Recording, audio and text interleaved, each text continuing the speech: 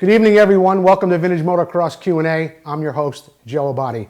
On tonight's show, I'm going to show you something real special. A lot of people ask me questions about. It's how to get dents out of an Elsinore tank. In the What's It Worth segment, we're going to be taking a look at not one, but three Honda CR500s. We've got some announcements. We've got some product spotlight things. I'm going to tell you about an amazing giveaway that we're doing, and also some specials from Preston Petty. But right now, let's get down to the starting line.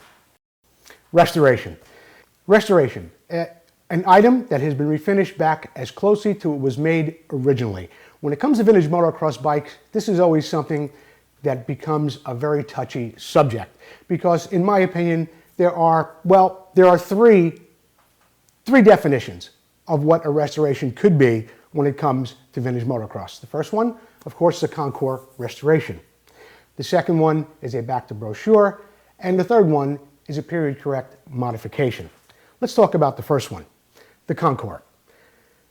This is where a bike such as this is not only restored, but the fit and finish, maybe the paint, the hardware is actually above what came from a dealer, what you would see on a showroom floor. This bike in particular is an excellent example where the hubs are polished a little higher in luster than they normally would be.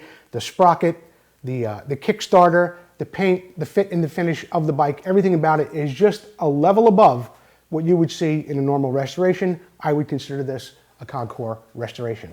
The next one up is back to brochure. This is exactly how you would see a bike back when it was on the showroom floor in 1973 or 1974, whatever year it might be. The bike looks exactly as it did after restoration, as it did when it was on the showroom floor. The next picture, we see a back to brochure restoration. This was done by my friend Vmxq&A. It certainly is exemplary. It's the definition, in my opinion, of a back to brochure restoration. Everything about the bike, from the decals on the number plates to the way the finish is on the black, the polish on the wheels, but it's not overdone. Did a beautiful job. That's a back to brochure restoration. Next up, a period correct modified restoration. And you're going to see where I'm going with this in just a minute. Period correct modified restoration to me means the bike was restored with everything you would see in a back to brochure restoration, where the fit, the finish, the color, everything is the way it should be. However, aftermarket parts have been added to the bike and were not modified in any way in order to get them on the bike. In other words, if a bike happened to have a pair of Fox gasser shocks on it, which were blue and orange, they would be blue and orange when they were on the bike. This is a great example. It's got an FMF pipe that's painted red the way it came from FMF. It's got the porcupine head. It's got the extenders on the forks. Everything else looks as it did if you were to buy this bike off the showroom floor with all these modifications, or as some of the aftermarket people did, DG, FMF, they sold something called a package racer. Now, let's just stay right here with this picture for a minute, Jordan, because I want to say a couple of things. Where I get a little perturbed, and I see it less and less lately, I don't know if it's because I've had something to say on Facebook about it, but where I get perturbed is where people will put in their ads, especially when selling a bike, not necessarily where they're just posting a bike in a group or a forum to talk about it, but where they're going to sell a bike, they'll put restored, no expense spared. Meticulous restoration. It's fantasy in so many ways. To me, there are only three. The Conqueror restoration, the back to brochure restoration, and what you see right here, the period correct modified restoration. The next picture, I'm going to show you a bike, and I hope it's not anybody's bike that's actually watching this show. I'm not going to say anything disparaging about the bike because it really isn't anything to say.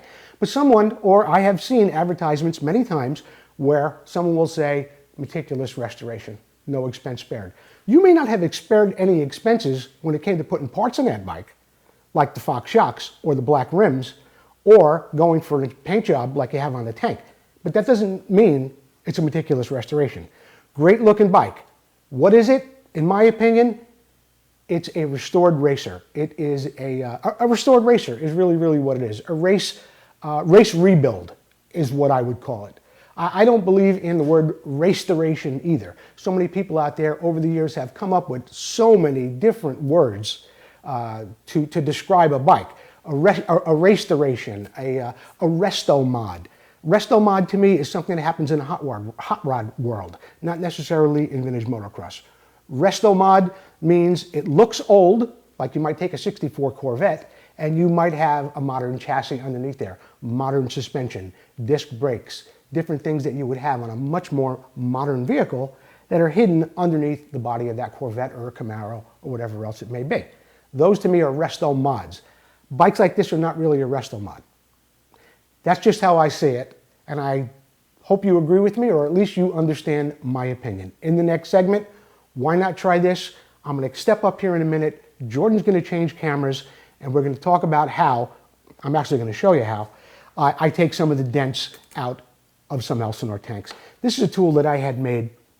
My friend Daryl Dickerson made it from Current Fabrication, Tracy, California. It's a 3/8 tube, and it's hollow. The walls are thick, but it's hollow because when you go to pry on this, and there's a lot of prying involved when you're taking dents out of an Elsinore tank, the force of the prying is sent toward the outside of the tubing, not through the whole tube to where you get a lot of flex. This is used in many of the applications and many of the dents that I work on. I'm not going to be using it tonight. I'm going to show you something, well, let's call it primitive, if you will. A lot of my repairs are made with something just as simple as this. What you have here is a vice grip, and you've got, I think this is an engine bolt out of a Honda, like a 5/16 bolt. And I bend it as I go, or I have other ones that I use that I bend certain ways where I get up inside the holes that I put in an Elsinore tank to get the dents out. You're going to see it here in a moment, but I also wanted to show you right here. You see, there's a hole right here. It's just a little one, and this fits right inside there. A lot of people over the years, especially with Elsinore tanks, the fork stops have broken, those forks come around, they slam into this side right here, and they put a wallop in the front of that tank that, well, very difficult to get out if you don't know what you're doing. I'm going to show you something right now, take a walk around the front of the bench, and I'm going to show you a little bit more about how you can take, if you're bold enough, you can take some dents out of your Elsinore tank. Jordan, let's flip that camera around, see what we got. Right here, I've taken my block, my sanding block, and I've run it across this dent to show you, or to accentuate a little bit, to where the dent is. Underneath the bottom here is a hole, much like I showed you on the tank that was on the bench before. Here again, my tricky tool that I'm going to put up in here, and I'm going to begin to gently pry away at this dent. And what you're going to do is you're going to go a little bit at a time, okay? You're going to want to get as close as you can each time you pry on that dent. And when I say as close as you can, I'm talking about as close as you can to where you just pried previously. You got to keep in mind that no matter how big a tool you were able to get inside that tank, that it's only the highest point of that tool that's actually going to raise the dent. In other words, I've got this little bolt in here right now, and I'm raising this dent out a little bit at a time. You could probably see it. It's leaving some high spots there. But if I had drilled a hole in this tank the size of a cue ball, it wouldn't matter, because it's only going to hit at the highest point of whatever you put in there. And I think you could see in the video, because I'm looking at the screen too, that the dent is coming out a little bit at a time, and I'm following very closely.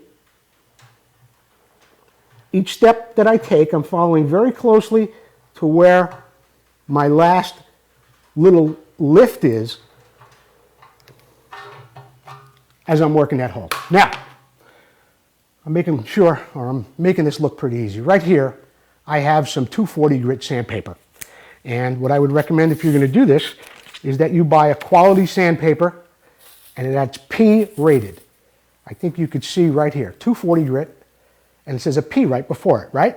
You don't want to go to Home Depot and buy something off a Home Depot rack. You want to go to an auto parts store or an auto body supplier and get yourself some P rated 240 grit paper. I like it with the sticky back on it. Sometimes I use it just on my hand, and other times I just use it where I fold it over.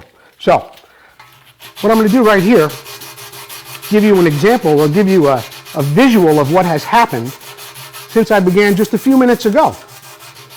Lifting that dent out with that bolt and that vice grip.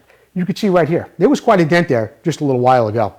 And you can see those little high spots right there. I haven't raised it too much. You don't want to raise it too much. You just want to get the dent out. Just raise it a little bit at a time. Now, where there are marks or where you don't see a mark, well, that's where you maybe want to go back and follow up a little bit with your tool in there again and keep lifting it up. Something to keep in mind when you're sanding is to go back and forth, up and down, and then around in circles like this. You want to turn the paper frequently, and you want to use a different section of the paper each time.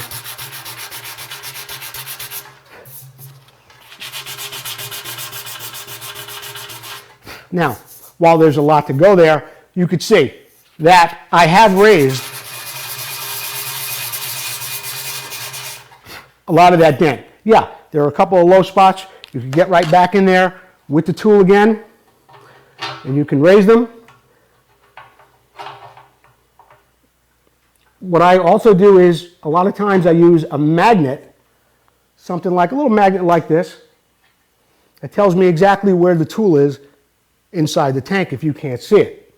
So you might want to keep a little magnet on hand. Now I'm raising it a little bit more right here.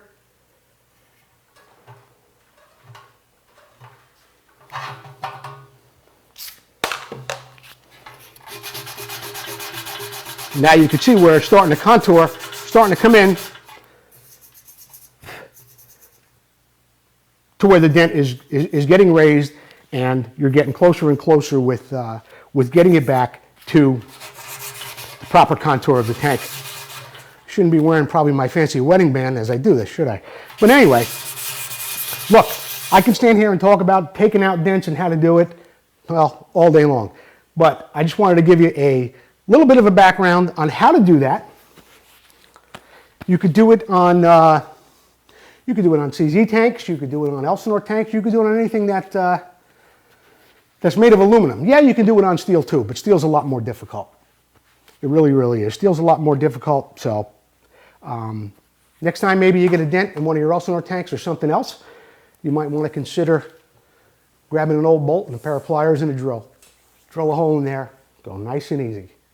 Keeping those high spots, working them, keeping them right next to each other as you go. And I'm getting a little out of breath here. But that's how I do it. And if you have any questions, you could always drop a line to me too. Send me a message in an inbox. I'd be happy to help you figure out exactly what your problem may be, where the dent may be, and how to approach it. I hope you enjoyed that. Next up, we've got the Moto Showcase.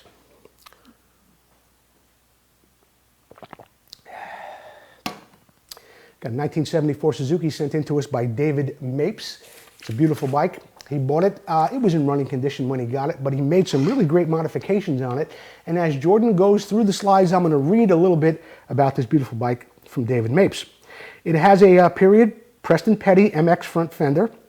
It's got alloy inner arm bars, shorty levers, stock grips. He's got an RH style pipe on there that was made by Terry Adams at Adams Vintage Racing. Russ County Manufacturing has made the alloy silencer. It was sort of repurposed from a later KX250 application. He's got the stock barrel head and jetting except for the pilot jet, which he moved up a little bit to a 17. Now what David has done here, and we can't see it in the photos, I'd be interested in seeing it, he's got a K&N Honda CR500 air filter mounted in the stock airbox base. He's also got a custom inner fender and an alloy airbox enclosure, which he made himself. The rear wheel is off a 1974 RL250, and David claims it is 7.5 pounds lighter than a TM250L rear wheel. He's got some upgraded tires on it. He's got a modified RM125C rear brake backing plate, so he could accept a TM250L brake cable when he converts that. So it's kind of a full floating situation there. He says he's running a 13 countershaft sprocket, a 52-tooth rear sprocket with a 520 chain, and that this bike is good for 65 miles an hour in 5th gear. Got a Protect chain tensioner on there and a whole bunch of other goodies. And I know he races this bike too. Dave Mapes, I want to thank you for sending in this beautiful bike to us. And I know it's a racer. I love the pipe, and I really love everything you've done with it. Our policy here is to send a fastguys.com sticker package to you. And you can send me your address. I'll get your Fast Guys sticker package to you, much like it appears right back here on the board behind me. Dave Mapes, thank you for sending in that bike. I encourage anybody else who's watching the show this week, if they want to send in something, send in a bike. It could be like Dave's bike, a great looking racer. It could be a show bike. Look, if it's a bike that has some sentimental value to you and you want me to have it on the show, send it in. But we are getting more and more every week. In fact, I'm backed up a week or two right now with bikes for the Moto Showcase. But if you want to send some in, I welcome everyone. We'll get you a sticker package, get your bike on the show. We really appreciate you being a part of Vintage Motocross Q&A. What's up next, Jordan?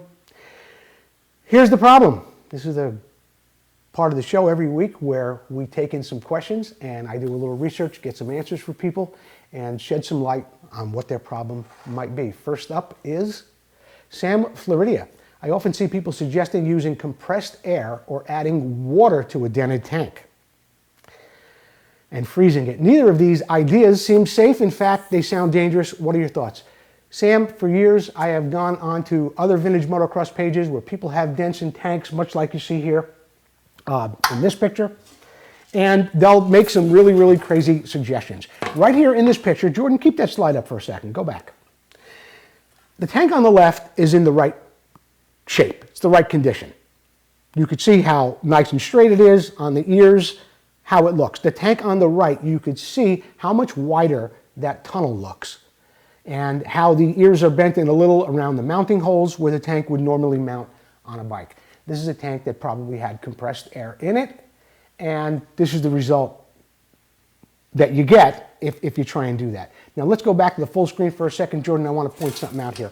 Here's a tank, an Elsinore tank, which someone put compressed air in. What happens in the beginning is the inside, the tunnel, will start to bulge. The tunnel will be the first thing to start to cave in or suck in toward the tunnel. The outside, the curved section, nothing's going to happen to it right away, and that's where the problem is. When people start putting compressed air in, sometimes they'll do it even when the bike's still on the frame, and they don't realize what's going on here inside the tunnel, that it's actually starting to bulge out. And then they wind up with a big problem, and the tank sometimes, and I've heard of this, it's never happened to me, the tank literally blows off the bolt holes because it's in there with the rubber grommets. It just violently releases off of the frame. This tank didn't really have that happen to it. I've seen other tanks that it has happened to it, and it's just not a good idea. The same thing with people deciding or thinking that they're going to put water in a tank and put it in a freezer. What makes you think that when you freeze something, the dent only is going to pop out?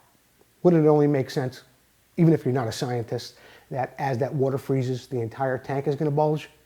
That's exactly what's going to happen. You'll hear people say it works on an exhaust pipe. An exhaust pipe has a different curve to it. The pressure does go around to the whole thing, and it will push the dent out to some degree. But you should never put compressed air or water in an aluminum gas tank and put it in the freezer. It's not a good idea. You not only run the risk of getting hurt if you put compressed air in it, you run the risk of destroying the tank and rendering it useless once your experiment doesn't work.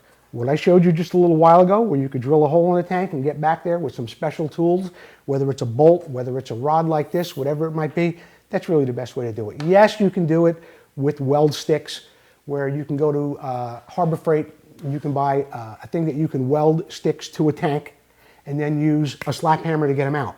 But let me tell you this, what I consider repair, the next guy doesn't consider a repair. I've asked people many times, after you do it with the slap hammer and the weld sticks, is it fixed? Well, no, I still have to use a little body filler. That's not a repair to me on an Elsinore tank or a tank that doesn't have paint on it. That's getting it close. That's not getting it perfect. Sam Floridia, thanks for bringing up the topic to me tonight. Yeah, I've seen it many times. you know what, let's just stay on this 1 second. The other day I was on some page and somebody had a dented tank, and what somebody suggested was putting an inner tube inside the tank, filling it with air, and the dent will come out. Really? I don't think so. What's up next, Jordan? Steve Shibig. I need help replacing the shock linkage bearing on my 83 Yamaha YZ250. Any suggestions? Yes, Steve. The first thing I would really recommend is to buy the proper tool from Motion Pro. They've got a great little package. I think it's about 143 bucks. A little expensive, but not really considering what it does. Take out those old bearings, press in new ones. It's a great tool, and if you're going to keep this bike and you're going to use it for future use, or you're going to have other bikes that have linkages on them and you want to change the bearings, you want to get the right tool. So go for the $1.50, get the right tool, and do it the right way. Now, if you just want to get something done, you could do something what this guy did right here. Took a threaded rod, took 2 sockets, and he's making himself a tool that when he tightens up that nut on the left-hand side, the socket's going to pull the bearing out of that linkage. You could also do it similar to this, but where you do it, where you heat up the aluminum with a little torch, and it makes the bearing come out a little bit easier. Let's go to the next slide, Jordan. And to put them back in, you do just the opposite. You find a socket like this that exactly matches the size of the bearing you're putting in. You have another socket that's on the left-hand side of your vise.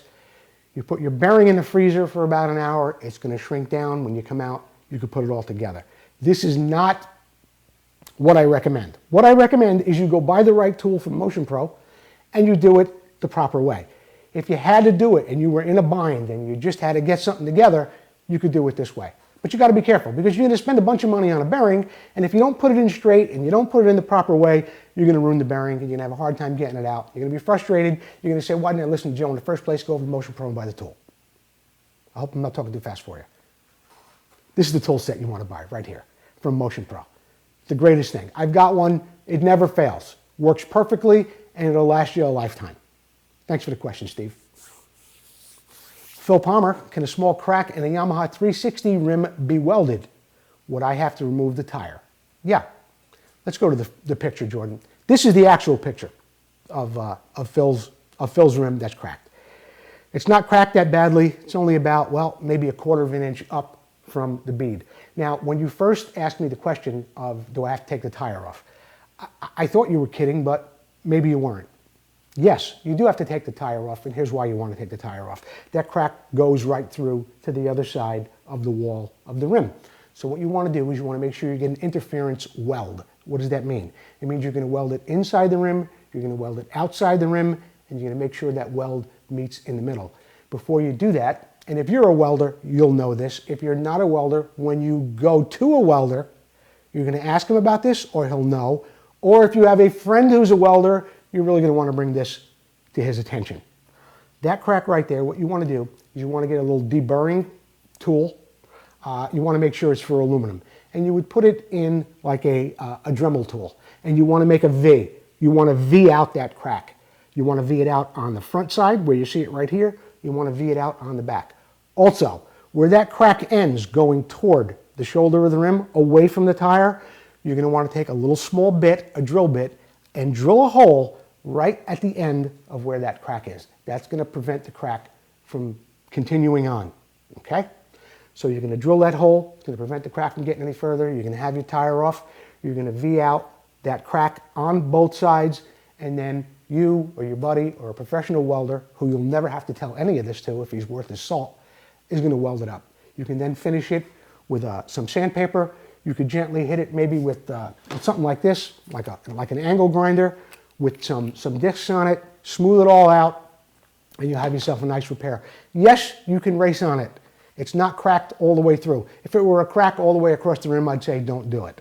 But a little crack like this, it's going to look like this when you're done. Now, while I'm thinking about it, if anybody else is considering welding a rim, they're doing a restoration, if you do that because you want the correct date codes on your rim, when you weld it, it's going to look like this. When you polish it and send it to your anodizer, it's going to come back looking like this. The weld from the TIG weld that's on there is not going to match the aluminum that was on your rim originally. It's going to look like this. But you're building a show bike, You want the correct date codes on your rims. Certainly worth the sacrifice of having a little discoloration in your rim to have the correct date codes on it. Great question, Phil Palmer. I really appreciate it. I hope that sheds some light on the subject for you. Jay Hall, can you show us the tools you use to remove the tunnel of a gas tank when you go in to repair them? Yeah, I can, Jay. And much like I showed you earlier with the Elsinore tank, as much as I can these days, I'm trying not to remove the tunnels of the tanks. Why? I want to maintain the integrity of the tank, number one. It's easier with the tools I've created for myself in many ways not to take out the entire tunnel of the tank. But because you asked, and you may have a tank that is completely caved in, I'm going to show you a little bit about it right here. This is an RM tank, and as you can see here, I have removed the tunnel. Now, how do you do that? You're going to use this tool I showed you just a moment ago, okay? It's an angle grinder, and you're going to get some sanding discs that go on here, some Rolox. They come right off. You buy them by the bag. You can get them on eBay. You could buy them. You could look it up on Google. You can find them almost anywhere. They come in different grits, and you put them on here, and you're going to run that thing right down the edge of the tank. You're going to go slow when you do it, very slowly, because all you're looking to do is find out when this piece, the tunnel itself, is separating from the gas tank. Now, Jordan, I don't know if you're doing something with that camera over there where you want to bring it in. Excellent, great shot.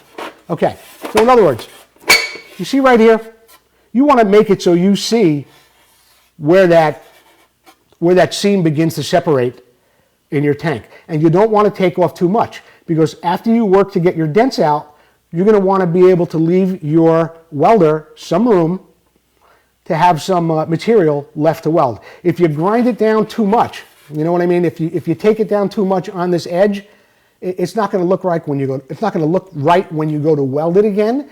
It's not going to be a good intimate fit for your welder when he goes to put it all back together. So that is my recommendation for you, Jay Hall. You want to use an angle grinder just like this. You get a little a scraper, and as you see that start to separate, you get your scraper in there. You grind down a little bit more, and you take your time. It's probably going to take you 2 or 3 hours to get a tank apart correctly. If you want to just start grinding away and destroy a tank, well, that's a different story. I know you don't want to do that, Jay Hall. I've seen your bikes. You have some of the nicest RMs I've ever seen. You've got them on your website page, your Facebook page, rather. It's called Suzuki RM TMPE, and you're also a great fabricator too, Jay. I've seen you repair some pipes and do some great things. You're a dedicated guy to the Suzuki mark. And I hope that helped you out a little bit on how to separate a tank if you really want to get in there to get out some of those bigger dents. Thanks, Jay Hall. What's it worth? A question I often get. In fact, I get the question every other week maybe, and I don't always bring it up on the show because in a way it's not that interesting. And the question usually is, well, what bike do you think is the most sought after in vintage motocross? Look, I want a YZ, the next guy wants a CR, the next guy's a little bit younger than me and he wants a 91 KX. Everybody wants something different. What bike is the most sought after? The one you're looking for. That's the one. But there's a market out here, and I don't want to call it, it's not like a cult or an underground thing, but the CR500 market is always strong.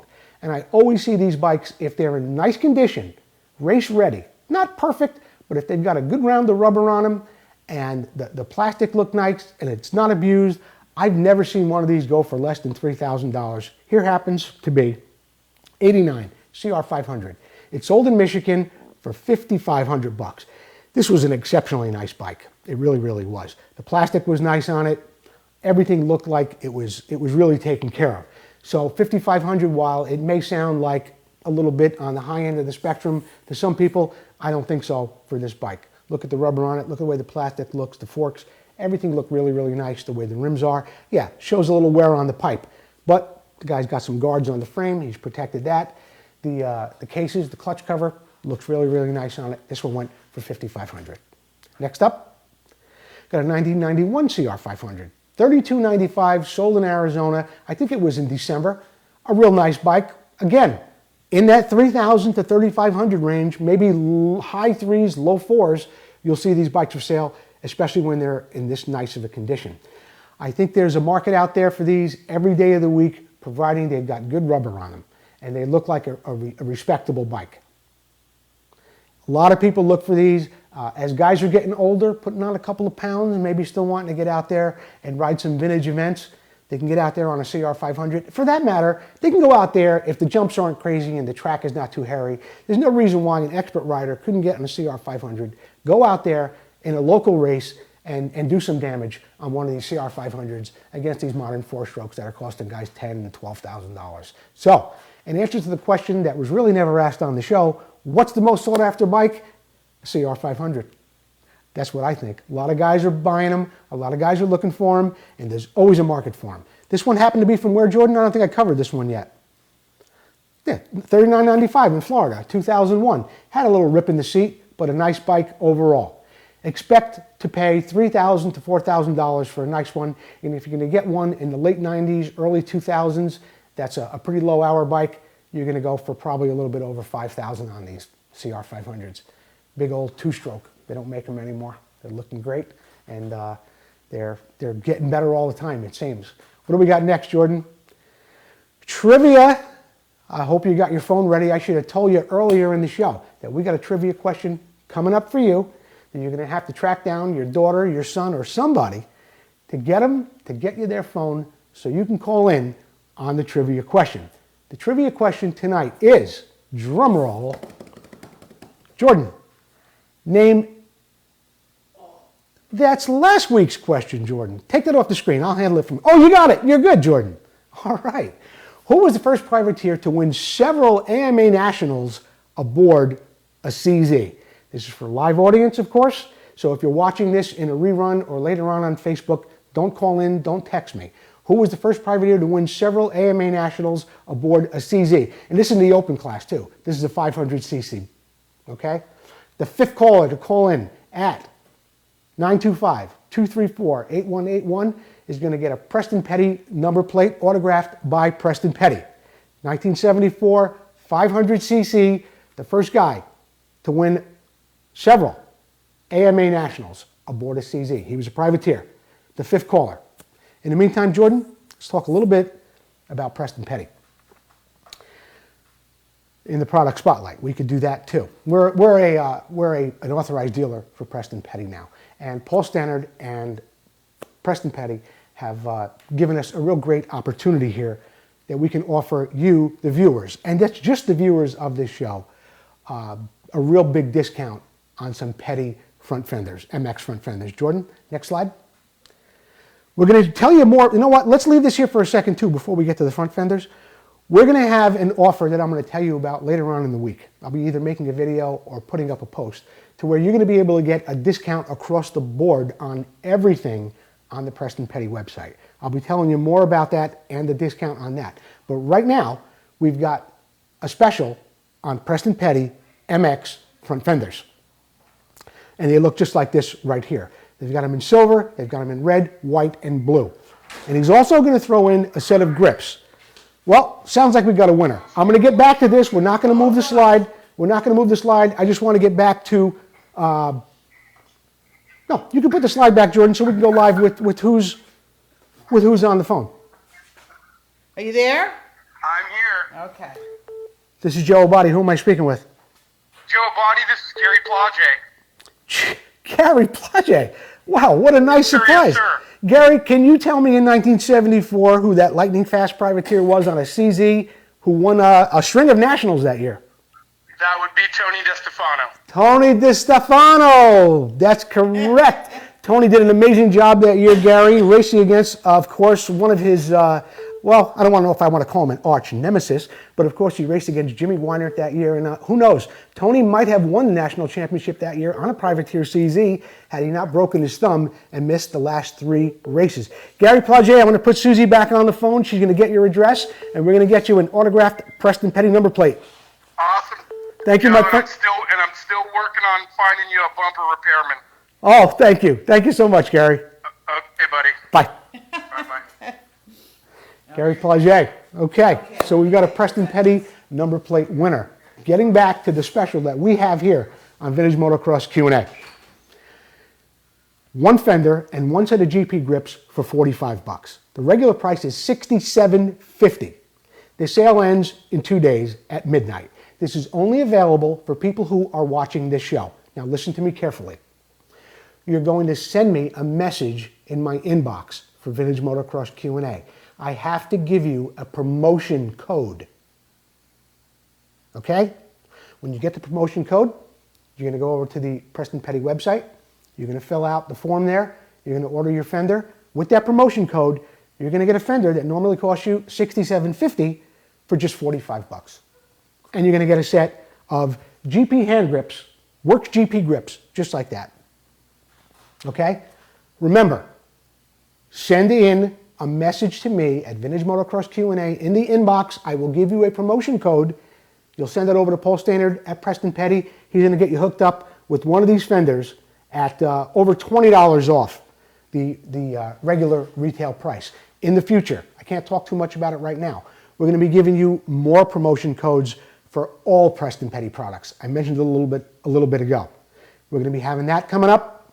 You're going to be saving money with Preston Petty for being a viewer of Vintage Motocross Q&A, and I want to thank Paul Standard for that great hat, for the grips, for giving me an opportunity to be a Preston Petty dealer, and for doing so much for the Vintage Motocross community, who for years has always looked up to the name Preston Petty when it came to plastics. Thank you, Paul Standard, Preston Petty. I love you both. Thanks, guys. What do we got next, Jordan? Let's go to a quick commercial. Quick commercial. Vmxq&A. Classic and vintage dirt bikes are more than a hobby. It's not just about the ride. It's about the work that goes in.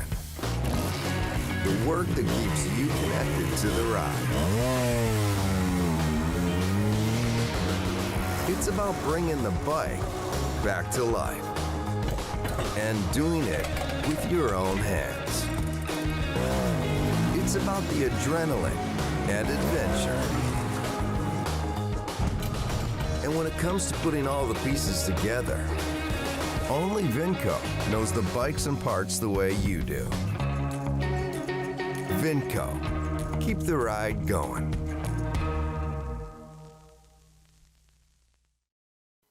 Okay, great commercial from Vmxq&A. Love their products, and we're going to be talking more about Vmxq&A products coming up in the month of March, but right now, we've got some announcements for you. First thing up is we got the Don Matthews World Championship CZ race coming up again at Marysville, April 25th and 26th. If you love CZs, you don't want to miss this. Guys come from all over the world. They come from Italy, they come from Poland, they come from Czechoslovakia. People come from all over the place every year, and it's growing in leaps and bounds. I went to the first one. It was pretty amazing. As it's going every year, more and more people are coming back. I mean, just last year, I think it was, you had Brad Lackey there, John DeSoto. Who's that guy in the blue shirt? Jaroslav Falta. That's right, even Falta was there. You can't imagine the sea of CZs that you will see at the Don Matthews World Championship CZ race. Here, I took this picture a couple of years ago, and just in that picture alone, I mean, there must be 60 CZs there. I was a judge of the bike show, and honestly, I don't want to do it anymore. I'm going to go back this year, but I'm not going to be the judge of the show because there's just too many amazing bikes. It's just unbelievable. Look at this. I mean, 1, 2, 3. There's like 5 twin pipers right there, and there's more behind them, and side pipers and all kinds of things, and everything to do with a CZ. So, if you got some time at the end of April, come out to Northern California for the Don Matthews 2020 CZ World Championship race. And there's classes for everything there too, by the way. It's not just CZs. They have some other classes too. GTL metal polishing, I was talking about this last week on the show. This is my friend George Lucas from New Jersey. George does an amazing job on refinishing aluminum and polishing hardware. Over here on his website, he shows a great picture of a car because he does a lot with chrome and trim and things like that. But don't forget to give GTL metal polishing, give him a look, give him a call. George does a great job. And you know what else makes him special? He's a vintage motocross guy too. So he's not just somebody who's into restoring metal and doing a great job with things on cars and does hardware and things for vintage motocross bikes on the side and doesn't know about it. George knows what he's looking at. He knows the difference between right and wrong when it comes to motocross stuff, polishing hardware. Give him a shout. AMSOIL, I got the shirt on. I'm so excited that Russell Waters and AMSOIL have come aboard with Vintage Motocross Q&A to become a sponsor. As you can see back here behind me, there's more products than I can count. And in the future episodes, we're going to be showing you different things that AMSOIL makes. They were the first to make synthetic oil. They started doing it in 1973. And primarily right here, what I have are things that they make for motorcycles but they could step over into other areas. They've got a couple of products. In fact, I just want to talk about one while I got it right here. Here, Mud Slinger. You see this here? Mud Slinger. This is something they're offering. And here, can you put it on there? Look at that, Mud Slinger. Now this is something you not only use maybe on your race bike or something like that. This is something you could even use on the bottom of your lawnmower. Russell Waters was telling me about it. You know, you get your blades nice and clean underneath there, and the bottom of your lawnmower, you spray this underneath there, grass won't stick to it. He's telling me that guys are using this on snow plows and anything that has to do with dirt or in your garden. And look, you might want to put it on your shovel.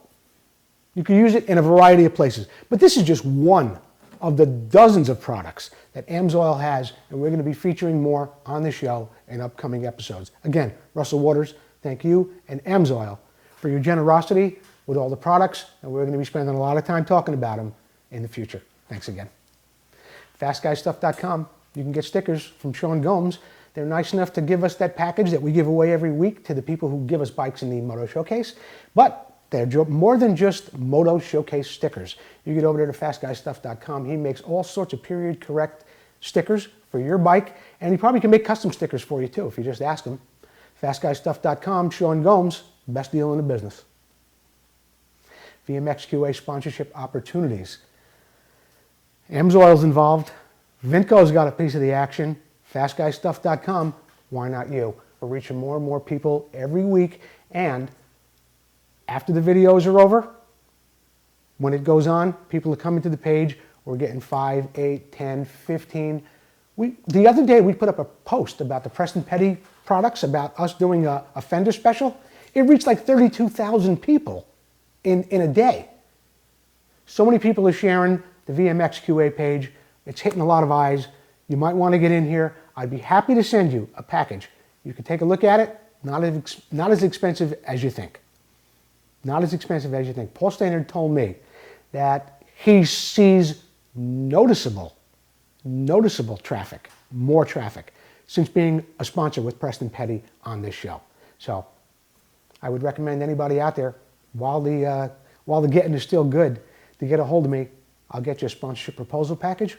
We'll get you on the show. And another thing while I'm thinking about it, this show is more than likely going to have to go more than its usual 28 to 32 minutes every week. We're getting more involved with questions. We're getting a chance to show you things on the B camera, where I can get up and show you some stuff that I'm doing, some hands-on stuff. So there's a good possibility that as time goes on, as the weeks go on, with more sponsors and us doing more hands-on things, the show is going to go up to probably at least 45 minutes at least. And we'll see. As sponsors come on and we do different things, who knows? Maybe we'll go to a full hour, or we'll go to maybe 2 shows a week. I don't know yet. I can only talk so long. In the meantime, I want to thank everybody for watching Vintage Motocross Q&A. I want to thank Jordan Woodworth for doing such a great job on the slides tonight. Not as easy as it looks. He's got the lights. I want to thank Susie for helping out, Gary Plage for calling in and winning that plate, and of course Vmxq, Preston Petty Products, FastGuyStuff.com, and so many others who help out and make this a great show every week. Thanks for watching. We'll see you next time.